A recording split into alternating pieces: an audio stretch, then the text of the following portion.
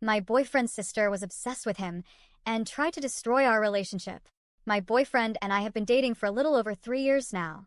He has one sister that is 25 years old. This sister, I feel, is a little obsessed with my boyfriend, her brother. I was blinded by it at the first of our relationship, and just gradually over the last year, it's really been showing more and more. She will do things such as call him over and over 5 to 6 times in a row, along with like 5 to 6 texts if he doesn't answer his phone. We will be doing things like hanging out with friends or being on a date, and she will do this just to see what he is doing. Anytime we do go somewhere, she has to know where he is going, what he is doing, who he will be with, what time he will be home, etc. A couple of weeks ago, she came into his room while we were laying in bed watching a show and referred to him as my love, but just to tell him his phone was going to die. My love, your phone is going to die. Then, on another occasion, she came into his room and pet his chest. His shirt was off as she was sitting down. Super unnecessary. She had his location, and she would watch it like a hawk 24/7. She would sometimes just show up to where we would be without saying anything before coming. I have a sister that we occasionally hang out with, and while hanging out with her, my boyfriend will get texts from either his sister or her boyfriend saying, "Thanks for cheating on us," or "Thanks for the invite." Just really immature stuff like that. Last Thursday, we were driving home from the store, and she and her boyfriend conveniently showed up on the same road at the same time.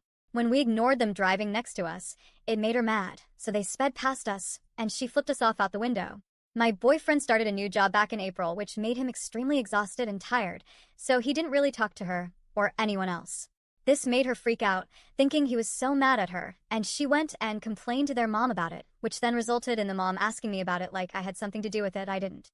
I've expressed my concerns to my boyfriend, and he has seen the problem, but he has a rough time saying anything to her because then she'll get overdramatic and again freak out.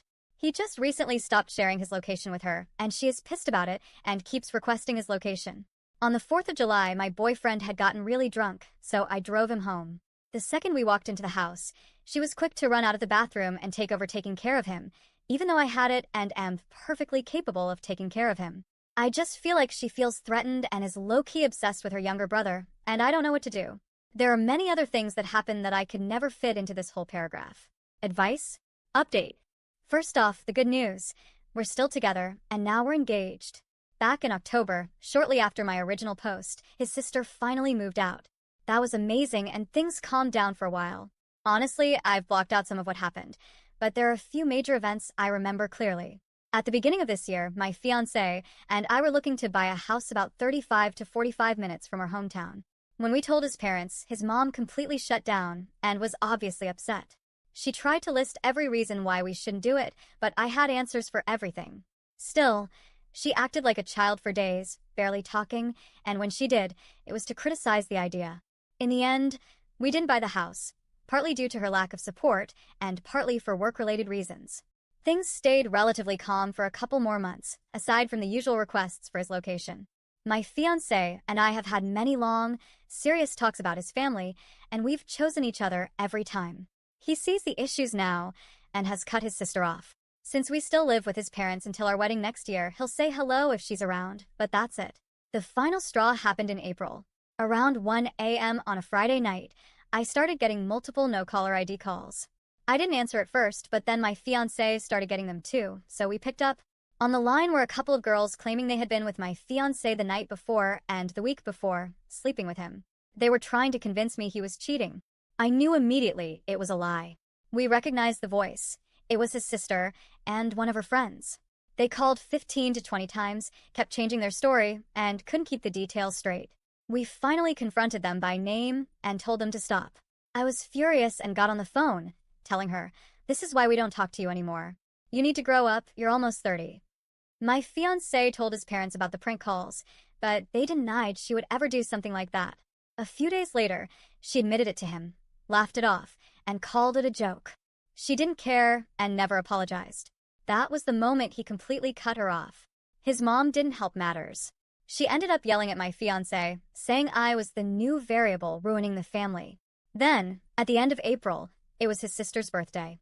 We had already decided not to attend the family dinner because it was also my mom's birthday, and we were going to her celebration instead. During my mom's dinner, his mom sent him multiple texts saying she was disappointed and that he broke her heart by not choosing her. When he didn't respond, his dad texted, "When you come home, don't bring your woman with you." My fiancé went home to talk to them while I stayed at my parents' house.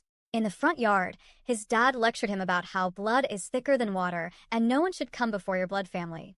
My fiancé asked if his mom came first in his dad's life, and his dad said no, which honestly blew my mind. Fast forward to June, his mom insisted we have a face-to-face family meeting. It was awful. I confronted his sister directly, but she had nothing to say, so most of the conversation ended up being between me and her fiancé. My fiancé did defend me, so I wasn't entirely on my own. Since that day, there's been no further drama. His sister remains cut off from our lives. We're happy. We're planning to move out as soon as possible, and we're looking forward to our wedding.